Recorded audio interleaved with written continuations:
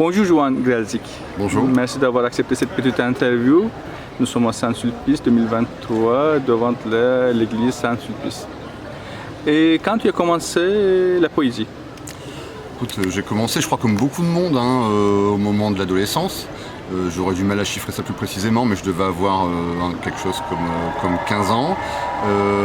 Et étrangement, j'ai pris la chose malgré tout assez au sérieux, assez rapidement. J'écrivais des textes, tout ça, un petit peu d'abord fort inspiré par ce que je pouvais lire à l'époque, c'est-à-dire des choses, ce que tout le monde lit à cette époque-là, quand on a 15-16 ans, Rimbaud, Baudelaire, tout ça. Et puis finalement, très vite, j'ai un peu changé d'orientation. Et puis, je me souviens notamment, alors j'ai rien publié du tout à l'époque, d'ailleurs ça me venait même pas à l'esprit de publier quoi que ce soit. Je crois que j'étais peut-être conscient des faiblesses de la chose. Mais par contre, je me souviens d'avoir enregistré pas mal de cassettes. C'est-à-dire, j'avais à l'époque un poste, avec 2 cassettes qui permettaient d'un côté de diffuser de la musique et de l'autre d'enregistrer. Et si bien que je me vois encore mettre des cassettes de musique industrielle, pour avoir un fond sonore et puis dire mes poèmes sur cette bande son. Oui c'est ça, je pense que je vais avoir 15-16 ans. Et puis j'ai fait ça quand même assez longtemps, sans aucune ambition, mais quand même ça a duré. Je pense pouvoir dater la fin de cette première période d'écriture à mon entrée à l'université. Donc j'avais quelque chose comme 19 ans je pense, ou peut-être même 20 ans, j'avais pris un petit peu de retard. Et à ce moment-là je me suis inscrit en philo. Et puis en fait je suis parti très longtemps en philo puisque j'ai soutenu une thèse de philo 10 ans plus tard. Donc pendant 10 ans en fait je n'ai écrit que de la philosophie. Je me suis consacré à ça pleinement. Et puis j'ai soutenu cette thèse, je suis passé à autre chose, notamment en fait j'ai commencé à travailler, j'ai trouvé un poste dans la vie professionnelle. J'ai donc arrêté d'écrire de la philo, j'avais beaucoup moins de temps pour ça. Et comme ça, sensiblement, j'ai senti revenir en moi le besoin d'écrire, de revenir à une forme d'écriture qui n'était plus la philosophie. Et finalement, spontanément, je me suis aperçu que c'était la poésie qui revenait à moi. Et donc, ça fait maintenant quelque chose comme, une grosse dizaine d'années que j'écris, notamment de la poésie, principalement de la poésie, mais pas que. Et là, la grande différence, évidemment, avec l'adolescence, c'est que de fil en aiguille, avec des rencontres, tout ça, j'ai été amené à publier quelques textes en revue. Et puis ensuite, j'ai eu la chance de rencontrer un éditeur qui s'intéressait à un de mes livres. Et puis voilà un petit peu l'histoire de mon parcours en poésie. Et c'est une thèse de doctorat, c'est ce que tu as amené? Oui, j'ai soutenu une thèse doctorat qui s'intitulait « Les décadences dans la philosophie de Nietzsche ». Alors toute l'importance dans le titre, l'importance c'est sur le pluriel de décadence. Parce que bien souvent on parle de la décadence dans la pensée de Nietzsche ou d'autres penseurs d'ailleurs de cette même époque. Mais là précisément, j'ai tenté de mettre en évidence le fait qu'il y avait à la fois chez Nietzsche un concept de décadence appliqué à tous les domaines, notamment le domaine esthétique. J'avais commencé par là en fait, la critique nietzschéenne de Wagner. J'avais rapproché ça de la critique rousseauiste de Rameau. Et puis en fait, évidemment très rapidement, je me suis aperçu que cette idée de décadence, elle traversait toute la pensée de Nietzsche. Elle avait aussi des conséquences éthiques et politiques. Et donc c'est cette idée-là que j'ai creusée en montrant que malgré les différents champs d'application du concept de décadence dans la pensée de Nietzsche, il y avait un schème explicatif que j'ai appelé à l'époque l'unité contradictoire. Voilà, toute ma thèse reposée là-dessus. Et les relations entre la philosophie et la poésie chez toi? Écoute, c'est un sujet que j'ai assez peu réfléchi parce que je crois qu'il me gêne un petit peu. Pour dire les choses tout simplement, quand je lis de la poésie dite philosophique, bien souvent c'est quelque chose dont je ne me reconnais pas du tout là-dedans, ça m'intéresse pas tellement. Je pense que ça passe à côté de son objet. Quand j'écris de la poésie, j'écris pas du tout en philosophe. Encore que, bien entendu, ce qui traverse, ce qui est sous-jacent à mon écriture, bien entendu, il y a des sensations, il y a des percepts, mais il y a aussi des concepts. Mais c'est quand même quelque chose que je distingue fortement. Par exemple, est-ce qu'il y a certains poèmes dans ta poésie, si tu n'étais pas une philosophe, tu ne l'aurais pas écrit comme ça, quoi, par exemple? Oui, je pense qu'on peut dire ça quand même. Je pense qu'on peut dire ça. Alors en tout cas, c'est une remarque qu'on me fait souvent. Des lecteurs me disent ça. Alors moi, j'en ai pas forcément conscience. C'est pas du tout l'ambition de la chose. Mais effectivement, il y a, oui, non pas tant dans les thématiques, parce que les thématiques, elles sont souvent communes de toute façon entre la poésie et la philosophie, chez beaucoup d'auteurs. Mais peut-être même dans la manière de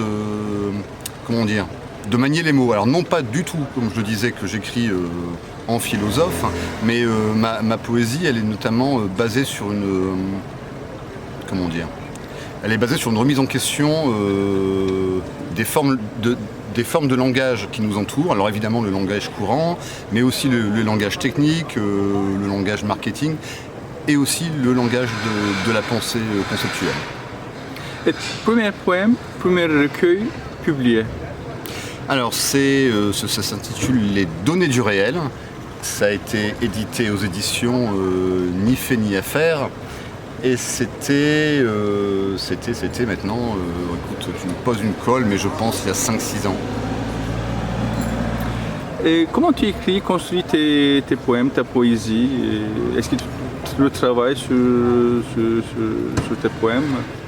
Bah écoute, j'ai mon téléphone et j'ai un petit carnet. Selon le moment, quand j'ai une idée qui me traverse l'esprit, j'en prends note d'abord. Bien souvent, en fait, c'est pas des idées d'ailleurs. Bien souvent, c'est un assemblage de mots hors de tout contexte. Et puis j'en prends note parce que je me dis ça pourra servir.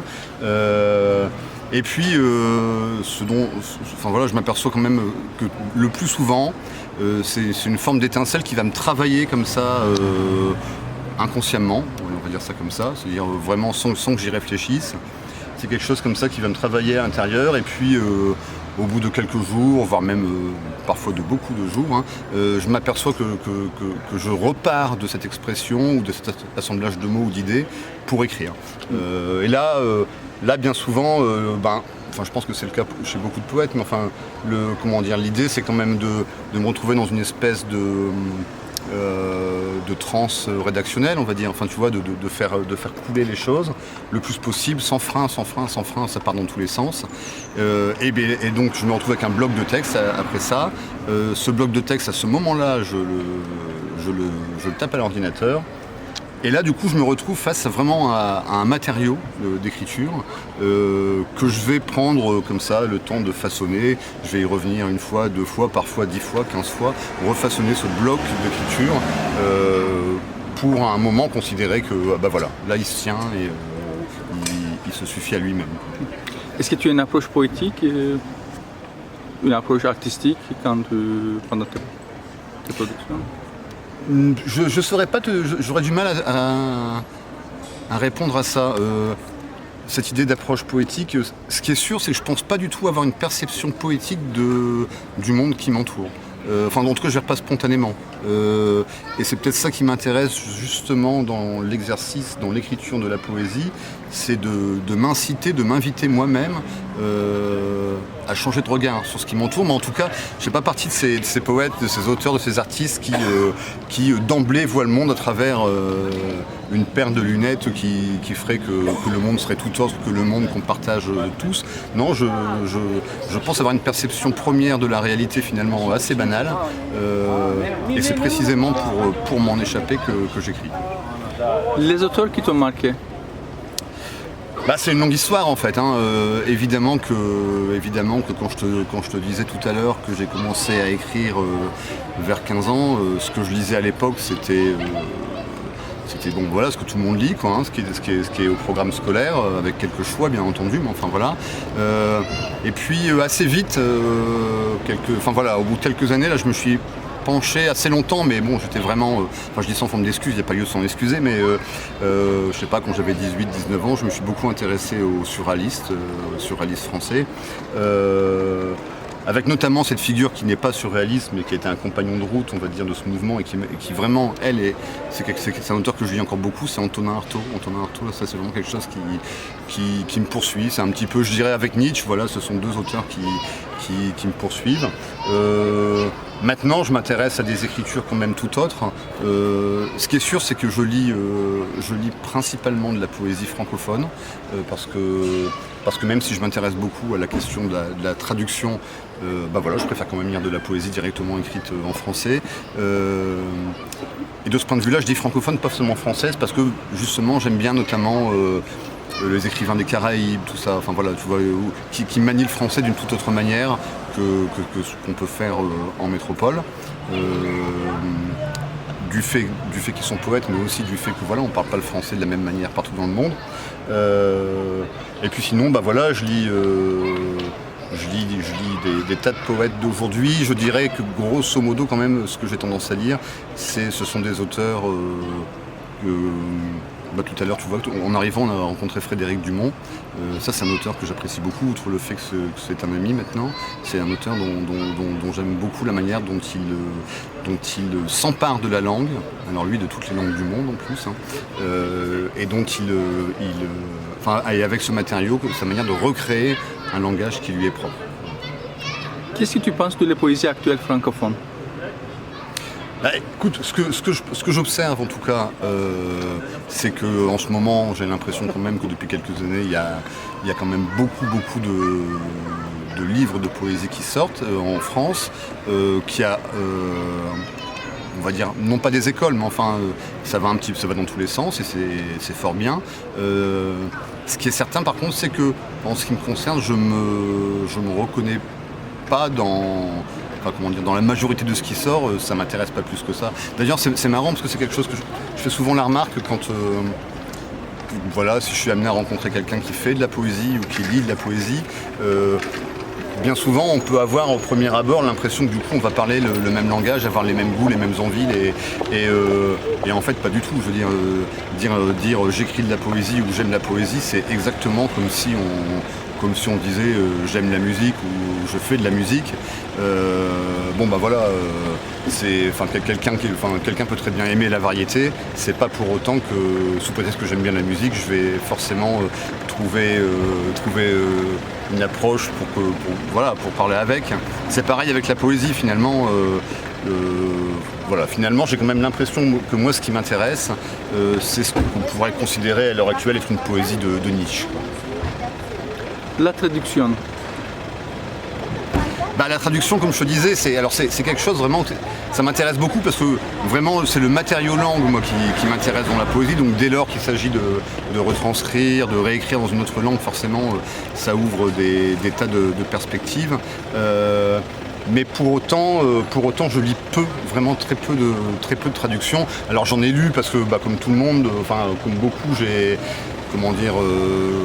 notamment j'ai lu les objectivistes américains, donc forcément en traduction parce que mon niveau d'anglais est très pauvre. J'ai lu un petit peu de traduction japonaise. Là pour le coup, alors là encore plus qu'avec l'anglais, je suis obligé de faire une confiance aveugle au traducteur puisque là j'ai aucun point de comparaison. Quelques auteurs russes, mais enfin voilà, c'est pas, je peux pas dire que je m'oriente spontanément vers des auteurs non francophones. Non. Est-ce que la poésie est un besoin, une nécessité pour les gens, pour les autres? Pour les autres, écoute, je pense que non. Je pense pas que ce soit une nécessité, la poésie, ni pour les autres, ni même pour moi. En ce qui me concerne, moi il y a des moments où j'ai un besoin irrépressible de faire poésie, mais en même temps, il y a des tas de périodes de ma vie, des tas de moments où j'écris pas. Par contre, c'est vrai que je lis toujours. Oui, c'est vrai que je lis toujours. Par contre, pour les autres, franchement, je pense pas que ce soit un besoin. J'ose espérer que chacun puisse avoir des velléités de fréquenter des formes artistiques, mais pas forcément plus la poésie qu'une autre forme, tu vois, je veux dire, du reste on observe bien que, par exemple, la musique est bien plus populaire que la poésie, donc je pense pas qu'il y ait un besoin de poésie, et j'aurais même tendance à dire tant mieux en fait. Moi j'aime bien ce côté, cette non-nécessité de la poésie, cette gratuité de la poésie. Et je crois que tu t'organises aussi les événements poétiques. Oui. Tu peux parler un petit peu de... Écoute, oui, effectivement, en fait... Je vis dans les Hauts-de-France, plus précisément à Valenciennes.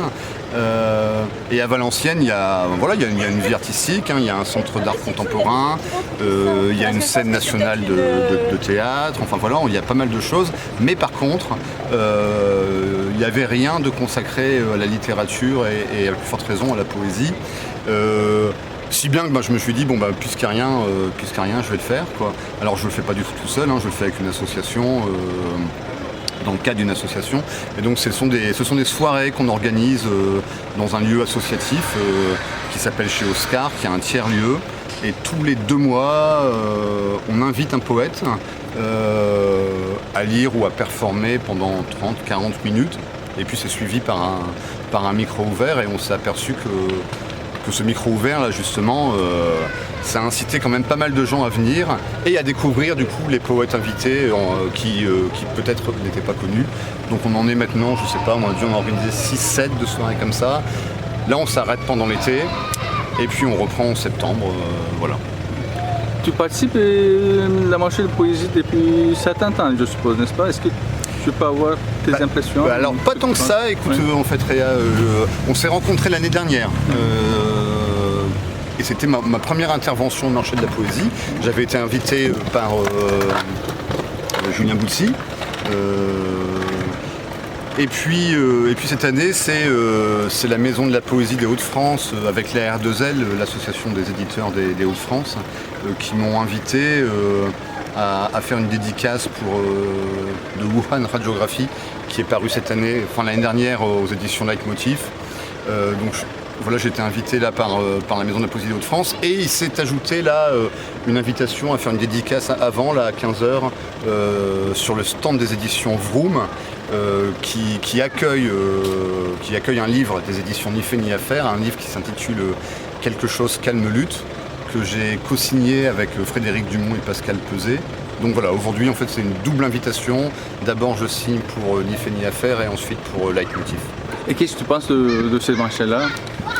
Écoute, je t'avouerai que vu que ça fait que 2 ans que je viens, et là j'ai pas encore eu le temps de visiter cette année, alors je vais pas me prononcer, mais en tout cas l'année dernière c'était la première année, et franchement j'étais un petit peu quand même comme un enfant dans un magasin de bonbons, quoi, je veux dire, c'était quand même l'occasion pour moi de découvrir sûrement ce qui peut être la plus grande librairie francophone de poésie, et puis aussi de rencontrer pas mal d'éditeurs que j'aime bien, de discuter avec eux, de discuter avec des auteurs, de rencontrer des tas de gens que sinon que je rencontrerais pas si je restais chez moi, par exemple toi. Merci beaucoup. Merci Réa. Alors écoute, je vais te lire un extrait des données complémentaires. Tout à l'heure, je te disais que mon premier recueil, ça avait été les données du réel. Après, il y a eu d'autres livres chez d'autres éditeurs. Mais il y a 2 ans, donc j'ai publié, non pas une suite, mais le prolongement des données du réel, qui s'intitule les données complémentaires. Et donc, je vais te lire quelques données issues de ce livre. Être nu, jeter les dés, un crachat, la pisse ou pleurer. C'est tout comme. Comme si on n'avait plus ni où aller, ni qui être ou quoi donner. On s'exécute, on s'exsude, on s'extirpe, on s'exfiltre. On s'agite en chauffe douce. On joue la mise hors de soi et l'on parvient enfin à s'échapper. À jaillir en projection de clous aiguisés, de lourds écrous, de vis graissés, boulons de roue à faire s'ouvrir la peau comme s'ouvre la mer, comme pour que sortent les eaux. Bientôt, ce qui fut en nous enfonce un trou dans la réalité. Se plonge en creux à faire plier, s'active en débord de fond, en crue merdeuse, prête à tout emporter sur son passage de fleuve maudit, de voitures folles, d'envie de mort, de restes fantômes, pour se loger vainqueur dans le vide laissé. Un peu partout au monde, il pleut de tout le corps, et c'est tant mieux. Freiner des sens, ralentir le sang, tourner la langue dans la bouche, retourner dans la bouche de quelque langue parlée et de quelque manière que ce soit à l'écoute de la mélodie puissante des salives. Au même titre que délices, des vœux de dérive arpentant, dégustant des airs de musique qui font peiner, qui font ployer. On dit qu'elle a tout enduré, la tension dans les tendons, les lignes tendues des membres dédiés, la plongée dans ses cheveux, le cou creusé là où se répandait d'un fin filet, une profonde coulée de chaleur un peu sale. Ses bras, à lui, attachés derrière ses reins, tout contre rien leur présence à eux deux dispersés dans les coins. On dit qu'il se repentait, qu'une sensation s'y rattachait qui n'était pas de pur bonheur lorsque l'étoffe fut déchirée sans un bruit, sans un cri, sans intention malmenée. Une ouverture de qui elle est, le mal de bien-aimer pour qu'une chose ait vraiment lieu. On dit qu'elle a tout quitté, qu'il dansait avec son corps à elle allongé, leurs pieds des dés jetés au sol bien trop nombreux pour vraiment jouer. Pas agile s'affairant, de fil en aiguille, le visage près d'un souffle, de petits rires en petits gouffres un peu plus loin, un peu plus bas, de plus en plus faux. On dit qu'elle cherchait le scandale, sans même parler d'exil, à mettre la distance, comme partie pour les îles. S'éloigner de la couleur bleu-gris sur laquelle elle divaguait, dans laquelle elle se baignait avec tout ce qu'il y avait autour de bleu de gris, le gris du bleu. On dit qu'elle préférait taire le nom de cette couleur, qu'elle étouffait tout ce qui était noté sur sa partition, et qu'à eux deux, ils passaient volontairement sous silence ce qui se tramait au dernier moment de la nuit. Dehors comme mur, devant les grilles du parc fermé. Ou alors, leur présence seule suffisait. De toute façon, il n'y avait que leur voix partout extérieure à résonner. On dit qu'ils disaient faire de la musique ou se taire. Taire le piano, là où tout avait déjà été détruit. L'homme nourrit la machine. Avec sa force de travail à lui, il la nourrit. Ses lèvres épousent le cylindre et l'homme nourrit la machine directement avec sa bouche. L'homme se noue à la machine qui le tète. Il l'entend qui mâche dans sa tête. Il tremble au ruminement de ses rouages. Il éprouve la combustion au cœur de son acier trempé. L'homme se maintient à la machine. Il s'inanime à la machine. De tout le corps, il est la peau qui tient à la machine, l'épiderme collé sur sa chair chauffée à blanc. Et l'homme s'épanche à la machine. Il parle de bruit de conserve. Ce signe entoure des croupes. L'homme rugit la machine. Il s'époumonne à la machine qui l'aspire et le respire. Il exhale la machine en nuages de fumée grise. Il expulse cendres et particules fines. L'homme souffle à la machine. L'homme grince à la machine. Il se grise à la machine. L'homme se grise à la vie de la machine. Il palpite de métal compacté et s'ébroue en cascade de clous mal taillés. L'homme augmente la machine. L'homme abonde à la machine. L'homme prothèse à la machine. L'homme se prosterne à la machine qui prolonge l'homme, qui prolonge la machine. Un corps est une femme. Un corps est un homme. Un corps est une femme est un homme. Un corps par deux fois. Et de femme et d'homme pour la toute première fois. Deux corps par trois fois et d'homme. Par trois fois à chaque instant de femme. 3 fois par jour ou 3 fois par an. Un corps est une femme est un homme. Un corps d'homme et de femme X fois par jour. Fois par jour une femme ou un homme et inversement. Un seul corps pour plusieurs reprises. X fois par an et avec les jambes. Une paire de jambes. 2 jambes totalement sexuées. 2 jambes en mouvement pour un nombre donné de fois par jour. Le sexe de femme et le sexe d'homme. Un autre sexe pour chaque jambe, 3 fois chaque jour au moins, et sur chaque jambe intersexuée, la peau par 2 fois. Par 2 fois sur chaque jambe, la peau qui se paupière. La peau qui se paupière, répétée sur chaque genre, 3 fois par jour, au bas mot.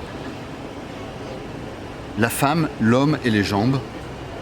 La peau et les paupières. Chacune et chacun de plusieurs sexes. chaque une et chaque un dans son genre. Merci beaucoup.